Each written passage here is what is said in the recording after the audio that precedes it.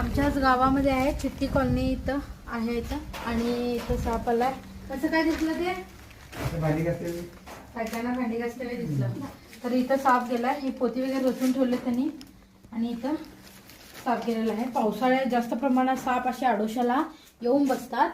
आणि हा तर धामण जातीचा साप आहे, तोंडावरूनच कळतंय. तो अटॅक सुद्धा करू शकतोय, कारण अशा ठिकाणी धामण जास्त अटॅक करण्याच्या पोझिशन मध्ये असतो. काही वेळापूर्वी यांनी घोणस आहे म्हणत होते, तर शेतात राहून खेडेगावात राहून सापांची माहिती सुद्धा असते.